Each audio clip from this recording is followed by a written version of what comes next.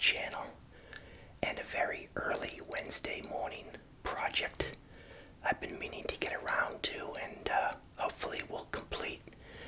This here is a decapping container, and it's two parts. It has this box and then a box that sits in it that I just showed you from the summer. And you crush up or you decap the wax cappings off the top of the frame, and you can do it with a knife or a hot knife. You can make this on your own using a Tupperware container, but you put a piece of wood across the top here with a nail in it to balance your frame, so you just use one hand and the bottom won't slip out, and then you take off the cappings. And if you're lucky enough to have a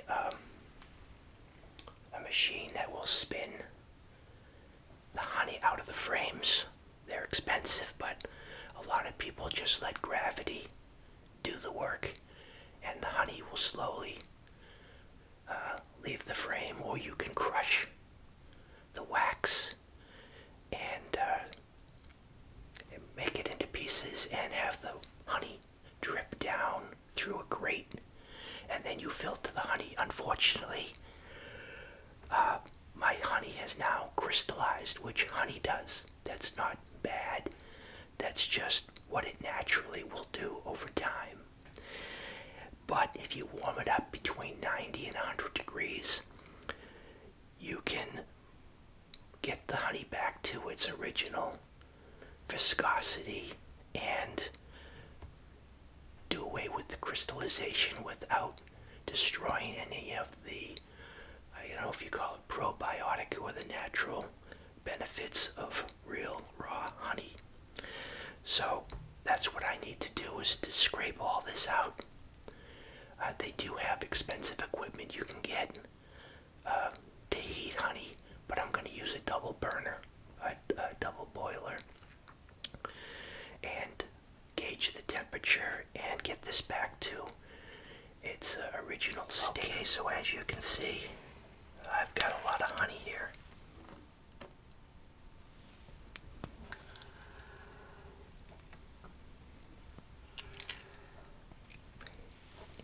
Some people call this well, it's not, no, it's different.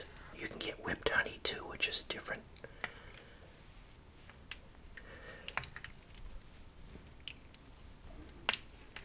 So I've got to scrape this all out and warm it up.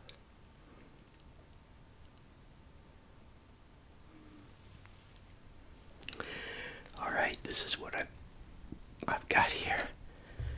Wow, I wonder how much.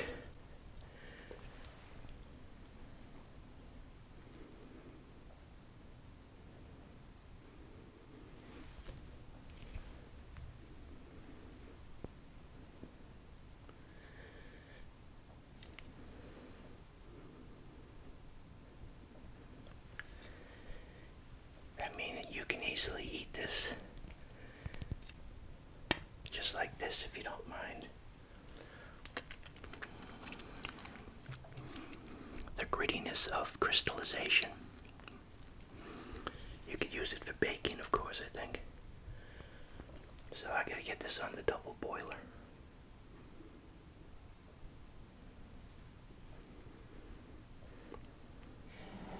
Okay, so you can see the consistency is already changing. It's becoming more viscous.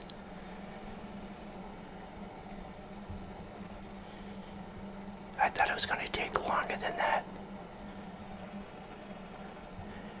Of course, the sides are getting decrystallized first, so I have to keep on mixing.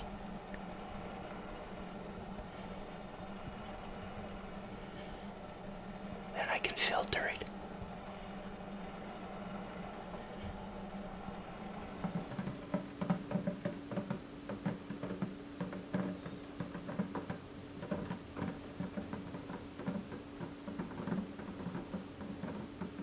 Alright, now I have to crush up this wax. I don't think I can do it with that.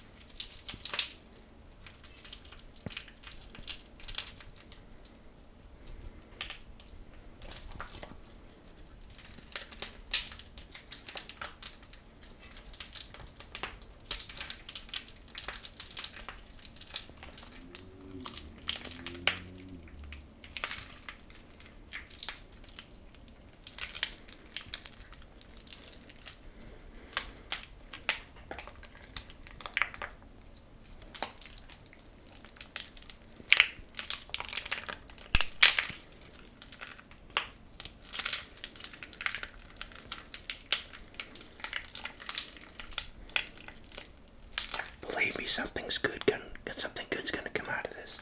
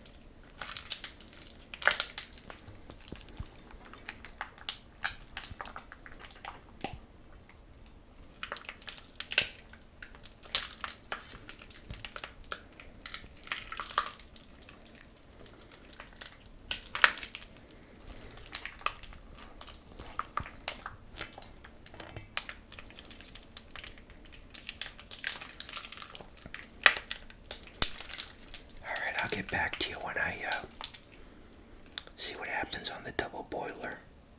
Okay, it doesn't look like much now, but I think this might work. This is a filter also, but this is all stainless steel. I don't know what the temperature specs are on that other. I think it's some type of nylon mesh. This is only 100 degrees, but I feel safer. And this would just go on top of a food grade bucket. So I have a little batch I'm going to do to see how this works. I'm getting little pieces of wax all over everything.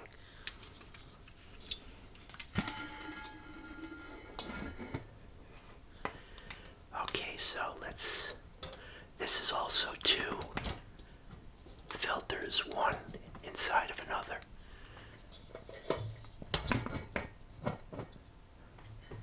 So let's give this a try. I guess I'm going to use this.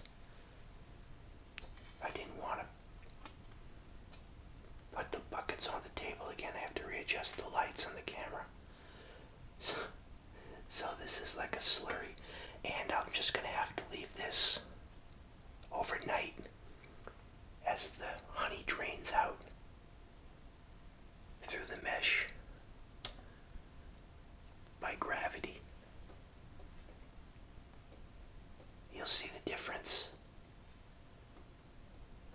hopefully. Okay, this is working out.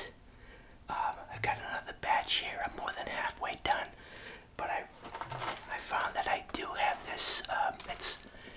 It's a synthetic strainer cloth, and it's just one big sheet. I don't know what it was, 4x8 or something.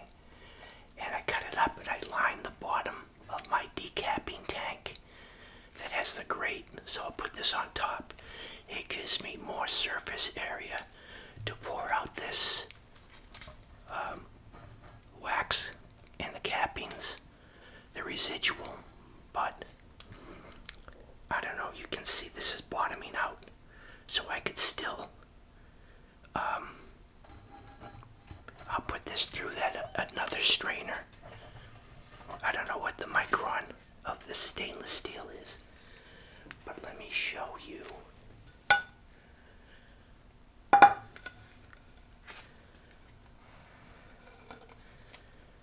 I'll show you from above what the honey looks like now. Please don't let me have an accident here. Like I said, I don't know what I'm going to do with all this honey. So I don't have a spoon here. Okay, so it's, unfiltered honey. People, they're used to that clear stuff, which, by the way, a lot of it has been altered. You know, it's a big problem with high fructose corn syrup being added to honey. And you're not getting pure honey. But this is, what honey should look like. I didn't realize it took a spoon with holes in it. So I'll go run this through the other strainer, and I'll dump this into the decapping tank. I don't know why for the longest time I was avoiding this, because I wasn't certain how to go about doing it. Looking online, you never get a lot of answers about what to do with crystallized honey, how to separate it out from wax comb. Alright, I finished up with the separating the honey. I just got some small bits here that aren't worth the effort, and then I'm waiting for the other stuff to drain out. It doesn't have to be completely drained out. It gets to a point where it's just too much effort and little return. So what I'm going to do is take these pieces, and what you do, you don't have to put it in cheesecloth. It's just a way of easily cleaning up all the dirt. But what happens is the comb it also has a cocoon like silk inside of it and dirt. And what you do is you boil the comb. What's left over after the honey is separated out. And then the wax melts, and then when you cool down the pot, the wax rises to the top and solidifies on the top, and you can just break it out in one big piece, and underneath is all the dirty water and grime. So that's what I'm going to do.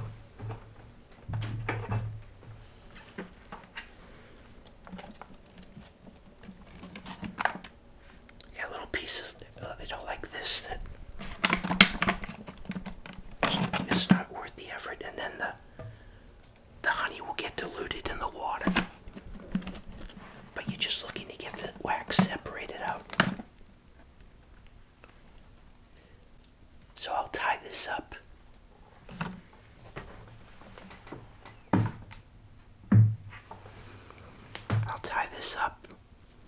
And then put it in boiling water and boil it for I don't know how long, till you see the wax. You'll see the wax, because the wax doesn't disperse in the water. It's like oil on top of water, So we'll see how this goes. Okay, here's that small batch. Now with the wax on the top, it's got to get absorbed into the cheesecloth. Yikes. I think I have to get tongs, or this is already dripping off the side here. I forgot about that.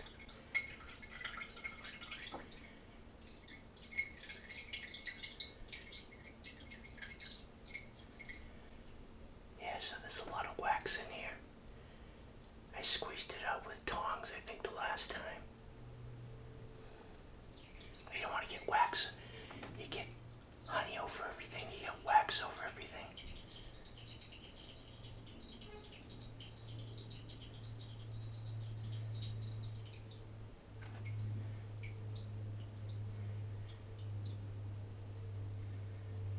Yeah, see the wax on my thumb?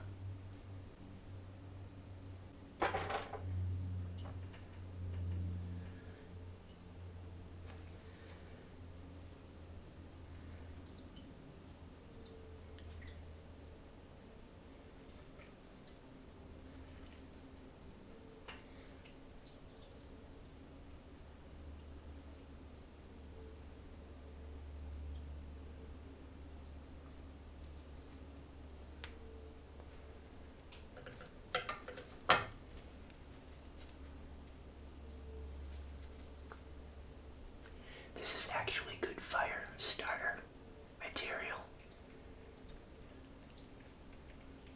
The cheesecloth is falling apart. I usually double wrapped it in 2 layers. Wow, yeah. So,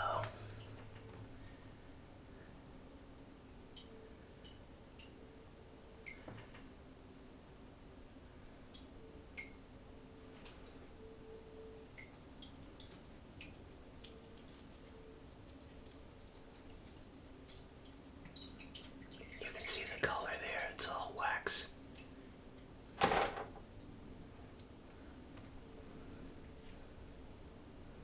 I can't wait for it to cool off because then you can't get the wax out. Oh, you know what I had is I had these gloves from that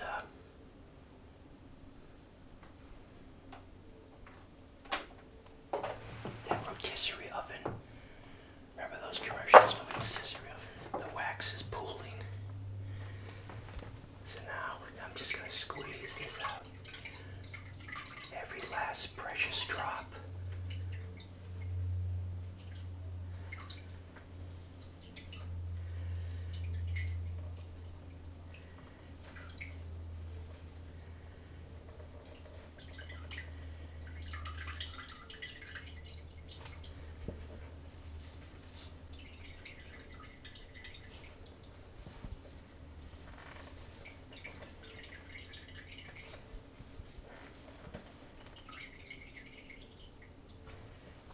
This is like Leslie Nielsen in the airport movie where he's got his mic on and then he has to go to the men's room, but he left his mic on and everybody's hearing him taking a leak. Another funny scene. So yeah, that's all that's left of that pile that I showed you. And I got all this wasted wax here, but it's unrealistic to save all this wax. Okay, so I got a thin layer here. Can't really gauge. This is all cooled off. And this has to be further refined, as you can see. There you have some dirt. Right? From here it looks like a giant chocolate chip cookie. But you just take, a knife and you can get that off there. Now that was just that small batch that I showed you, so I probably have several of these, which will end up giving me probably a thicker or as thick a piece of wax as this one. But as you can see, it's dark. But if you just remelt it, and then specifically concentrate on filtering it, it gets yellower and yellower until it's, very refined without any dirt in it whatsoever. You can just run it through a paper towel. There's all different types of methods you can try. I've seen one with a paper towel, and then the good thing is that the paper towel is going to absorb some of you're going to lose a lot during the filtering process because it gets absorbed, into whatever you're using to filter, unless it's like some stainless steel thing. But you can cut up the paper towels into strips and use them for like camping or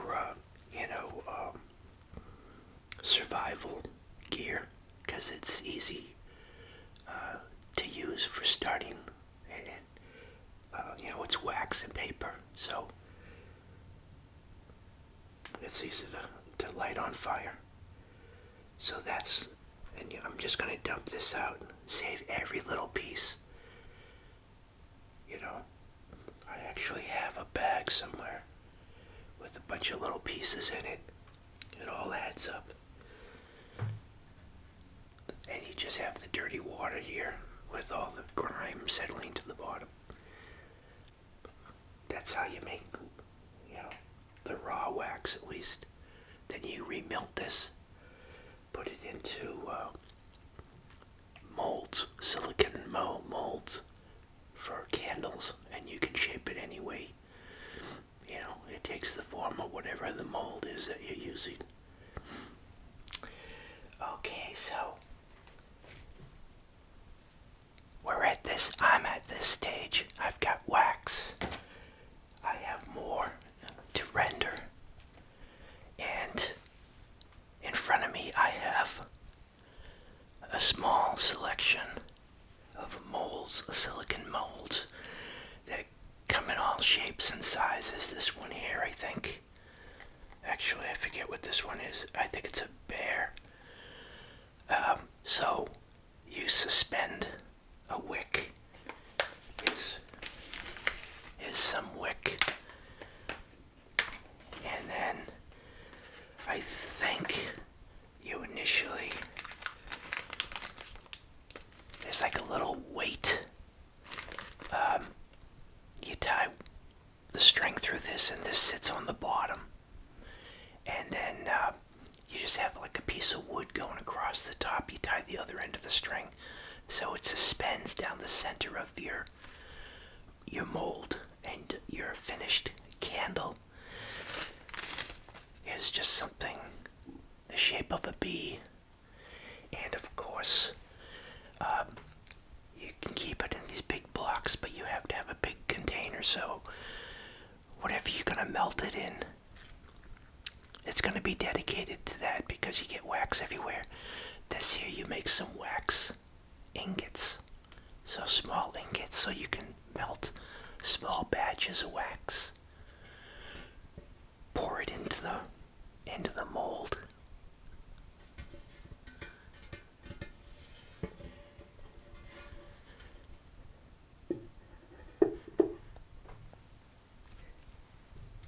And I've yet to try this, so that's on my to-do list. So that's how you go from this to nice refined yellow wax. You can then add coloring dyes. Also, doesn't have to be natural yellow wax, though that's probably a nice selling point, But I just thought I'd give this a try in the future. And so that's how you sort of process honey. Put it in those little honey containers, those little bears, if you want. But yeah, hope you found this video relaxing and interesting. And yeah, stay tuned. Going to attempt to make some candles. So thanks again, everyone, for stopping by and watching one of my videos. Thank you for your support. Thanks to all my subscribers, and thanks to everyone for your comments. Thanks to all my PayPal contributors. Thanks for using the Amazon affiliate link in the description to make any of your Amazon purchases that you're going to make anyways. That's just a very easy way to help support the channel, and no additional cost to you. That link just sends you over to to Amazon, and lets them know that you went there through my link, and I get a little commission on anything that you end up purchasing on Amazon. So thanks again, everyone. Till next video, thanks for watching. Bye.